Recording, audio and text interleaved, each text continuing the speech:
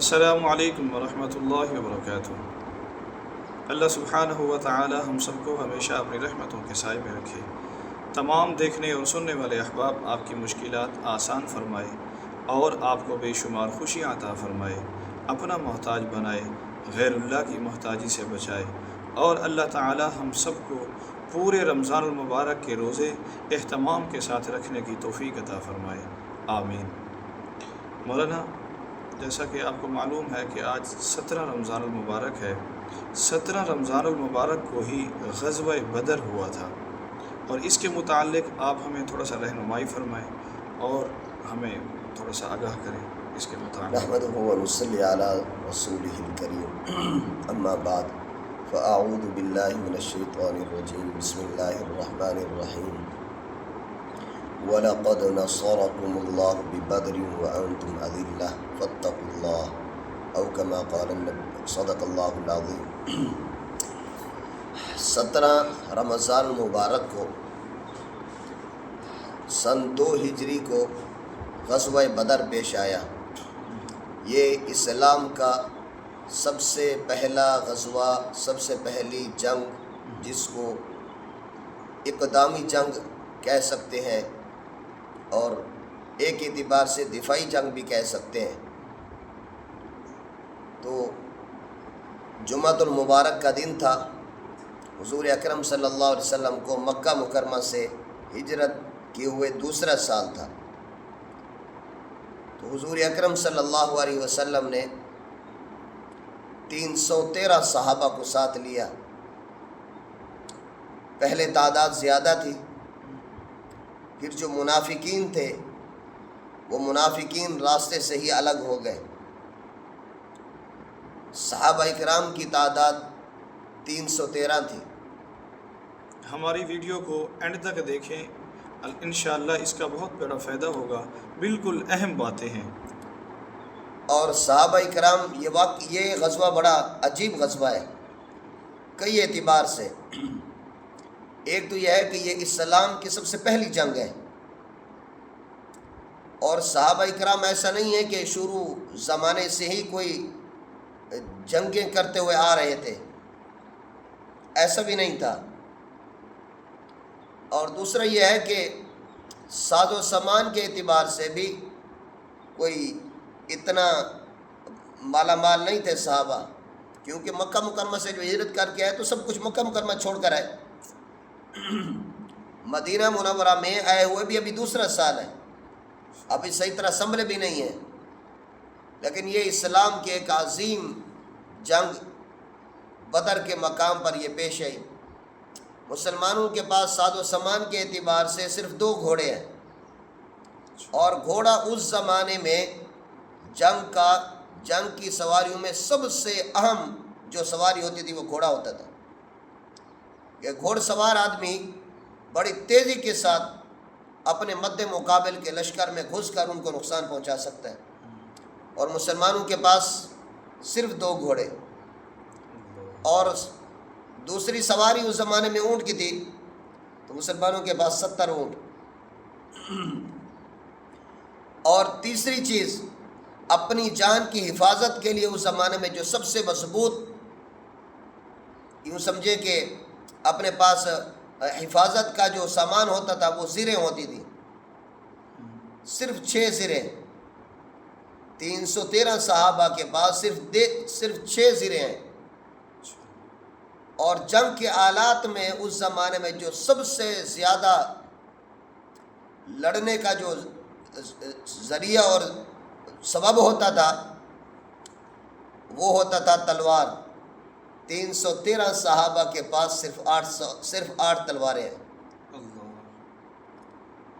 اب آپ ذرا موازنہ کریں، کفار کے لشکر 1000 کے برابر، مسلمانوں کی تعداد 313 اور کفار کی تعداد 1000 کے قریب۔ مسلمانوں کے پاس صرف 2 گھوڑے اور کفار کے پاس 100 گھوڑے۔ مسلمانوں کے پاس صرف 70 اونٹ اور کفار کے پاس 700 اونٹ ہیں۔ اور اس کے علاوہ جو ان کی زرہیں اور جو ان کی تلواریں تھیں وہ لاتعداد تھیں۔ اور اس غزوہ کے اندر اللہ کی عجیب شان ہے،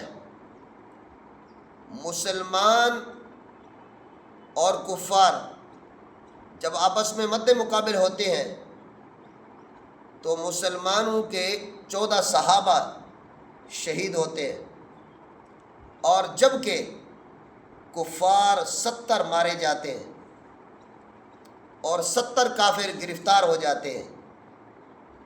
اور گرفتار ہونے والوں میں، قتل ہونے والوں میں جو اس وقت کفار کے سب سے بڑے سرغنے تھے، ان کے ذرا نام بتا دیں۔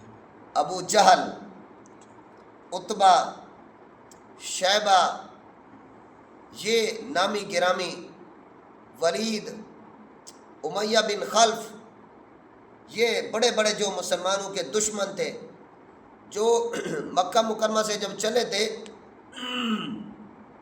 بڑے بڑے دعوے کرتے ہوئے۔ ابو جہل قسمت کا مارا ہوا، جب مکہ مکرمہ سے روانہ ہوا تو انتہائی متکبرانہ انداز میں کہنے لگا کہ آج تو ہم مسلمانوں کو صفحہ ہستی سے مٹا دیں گے۔ ادھر سے اللہ کی شان بھی دیکھیے، اللہ نے اس دن کو، غزوہ بدر کو، قرآن کریم میں یوم الفرقان فرمایا کہ ابو جہل کیا ارادہ کر کے آیا ہے، لیکن وَمَكَرُوا وَمَكَرَ اللَّهُ وَاللَّهُ خَيْرُ الْمَاكِرِينَ۔ کافر اپنی تدبیریں بناتے ہیں اور اللہ اپنی تدبیر بناتے ہیں، اور اللہ کی تدبیر سب پر غالب آتی ہے۔ بے شک۔ جو یہ سوچ کر آیا تھا کہ آج ہم مسلمانوں کا نام و نشان ختم کر دیں گے، اس کو کیا معلوم کہ آج ہمارا نام و نشان ختم ہو جائے گا۔ ابو جہل کو قتل جب ہوا تو یہ واقعہ بھی بڑا دلچسپ ہے۔ جناب نبی کریم صلی اللہ علیہ وسلم جب صحابہ اکرام رضوان اللہ علیہ مجمعین کو مدینہ منورہ میں اس غزوے کے لیے تیار کر رہے تھے تو 2 ننھے منھے صحابی معاذ اور معوذ حضور اکرم صلی اللہ علیہ وسلم کی خدمت میں حاضر ہوتے ہیں۔ ایک بڑا ہے، ایک چھوٹا ہے، کہ اللہ کے پیغمبر السلام، اسلام کی پہلی جنگ ہے، ہم بھی اس میں شریک ہونا چاہتے ہیں۔ جناب نبی کریم صلی اللہ علیہ وسلم نے عمر میں جو بڑے تھے ان کو تو اجازت مرحمت فرما دی، لیکن چھوٹا آخر اس نے بھی تو اپنی ماں کا دودھ پیا ہوا تھا۔ خدمت میں حاضر ہوا کہ اللہ کے پیغمبر علیہ السلام، میرے بھائی کو آپ نے اجازت مرحمت فرما دی، مجھے بھی اجازت مرحمت فرما دیں۔ آپ یہ محسوس فرما رہے ہوں گے کہ میں ان سے چھوٹا ہوں، لیکن میں زور میں، طاقت میں، تجربہ میں ان سے زیادہ ہوں، آپ ہماری کشتی کروا کے دیکھ لیں۔ جناب نبی کریم صلی اللہ علیہ وسلم قربان جائیں، کیا صحابہ کا عشق تھا۔ حضور اکرم صلی اللہ علیہ وسلم نے ان کا جوش اور جذبہ دیکھا تو اللہ کے پیغمبر علیہ السلام نے فرمایا کہ چلو کشتی کر کے دکھا۔ جب کشتی لڑنے لگے تو چھوٹے بھائی نے بڑے بھائی کے کان میں یہ بات کہی کہ آپ کو تو اجازت مل گئی ہے، اب آپ کو واپسی نہیں ملے گی، واپسی نہیں ہوگی، آپ کشتی میں نیچے آ جائیں، مجھے بھی اجازت مل جائے گی۔ تو جب کشتی ہوتی ہے تو بڑا بھائی نیچے اور چھوٹا بھائی اوپر، حضور اکرم صلی اللہ علیہ وسلم نے اجازت مرمر فرما دی۔ اور عبداللہ بن مسعود رضی اللہ عنہ غالباً فرماتے ہیں کہ حضور اکرم صلی اللہ علیہ وسلم نے بدر کے میدان میں جب صحابہ کی صفوں کو سیدھا کیا تو میں نے دیکھا کہ میں نے اپنے دائیں بائیں دیکھا، کیونکہ جنگ میں دائیں بائیں کی ضرورت پڑتی ہے، ساتھ والا ساتھ دیتا ہے۔ فرماتے ہیں کہ جب عبد الرحمن غالباً بن عوف رضی اللہ عنہ، یہ صحابی ہیں حضرت عبد الرحمن بن عوف رضی اللہ عنہ، فرماتے ہیں کہ جب میں نے اپنے دائیں بائیں دیکھا تو 2 چھوٹے ننھے منھے بچے ہیں، میں ابھی دل میں یہ سوچ ہی رہا تھا کہ یہ میری کیا مدد کریں گے۔ اتنے میں ان میں سے ایک پوچھتے ہیں کہ چچا، ان میں یہ جو سامنے کفار کا لشکر ہے، ان میں ابو جہل کون ہے؟ فرمانے لگے کہ میں نے حیرت سے پوچھا کہ بیٹا آپ ان کو کیا کہتے ہیں؟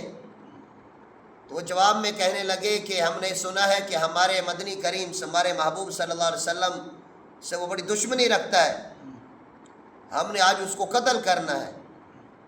فرمانے لگے کہ ان بچوں کے جذبے کو میں نے دیکھا تو میں نے ان کی طرف اشارہ کیا کہ یہ سامنے گھوڑے پر جو صفوں کو سیدھا کر رہا ہے یہ ہے ابو جہل۔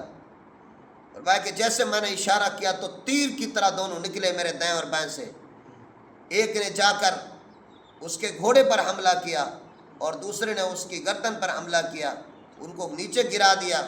فرمایا کہ جب وہ نیچے گرے تو عبد الرحمن بن عوف رضی اللہ عنہ فرماتے ہیں، یا اور ایک اور صحابی ہیں، فرمایا کہ میں نے جا کر ابو جہل کی گردن کو جب اس کے تن سے جدا کرنا چاہا، تکبر سے بھرا ہوا آدمی کہنے لگا کہ میرے گردن کو ذرا اوپر سے کاٹنا تاکہ پتہ چلے یہ سردار کی گردن ہے، جن کے مقدر میں اللہ نے ہدایت نہ لکھی ہو۔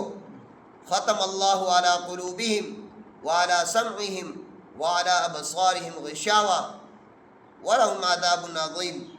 پھر ان کے ساتھ یہی حال ہوتا ہے، حق نظر آتے ہوئے بھی آنکھوں سے نظر نہیں آتا، کانوں پر اللہ مہر لگاتے ہیں، حق سننے کے باوجود بھی حق سمجھ میں نہیں آتا، اور دلوں پر اللہ پردہ ڈال دیتے ہیں کہ دل حق کو سمجھتے ہوئے بھی حق کو قبول نہیں کرتا۔ بلکہ قرآن کریم میں تو یہ ہے کہ وَعَلَىٰ أَبْصَارِهِمْ غِشَاوَةٌ، آنکھوں پر پردہ ہے، دلوں پر مہر، کانوں پر مہر۔ دل اور کان پر مہر اس لیے ہے کہ دل بھی ہر جہت سے بات آتی ہے تو اس کو سوچتا ہے، کان بھی ہر جہت سے آنے والی بات کو سنتے ہیں، اور آنکھ صرف سامنے دیکھتی ہے، اس لیے فرمایا کہ آنکھوں پر پردہ ہے۔ یہ کفار مکہ جو بدر میں یا ویسے ہی حق کو حق جانتے ہوئے بھی حق کا انکار کرتے رہے، فرمایا کہ ان کا حشر یہی ہوا، ابو جہل مارا گیا۔ اور اس موقع پر حضور اکرم صلی اللہ علیہ وسلم نے پھر ان سارے کفار کو جو 70 مارے گئے تھے ایک کنویں میں ڈال دیا، اور پھر ان کو مخاطب ہو کر فرمایا کہ تم نے اپنا انجام کو پا لیا۔ اب صحابہ نے عرض کیا کہ اللہ کے پیغمبر علیہ السلام کیا یہ سن رہے ہیں؟ جناب نبی کریم صلی اللہ علیہ وسلم نے فرمایا کہ یہ ایسے ہی سن رہے ہیں جیسے تم سن رہے ہو، بلکہ تم سے بھی زیادہ، لیکن یہ بول نہیں سکتے۔ اور حضور اکرم صلی اللہ علیہ وسلم یہ غزوہ بدر سے جب اللہ کے پیغمبر علیہ السلام جو صحابہ شہید ہوئے ان کے نماز جنازہ سے فارغ ہوئے، آج بھی بدر کا میدان اسلام کی پہلی عظیم الشان جنگ اس کی ایک علامت ہے۔ ہم انشاءاللہ کبھی اللہ نے چاہا تو اس پر الگ سے بات کریں گے کہ غزوہ بدر پیش کیوں آیا، اس کی اسباب کیا تھے۔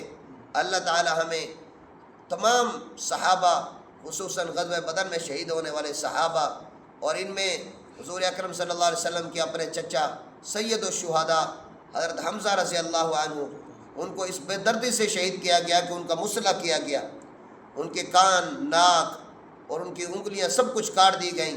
حضور اکرم صلی اللہ علیہ وسلم فرمایا کرتے تھے، فرمایا کہ ان کا غم اور ان کا صدمہ مجھے کبھی نہیں بھولے گا۔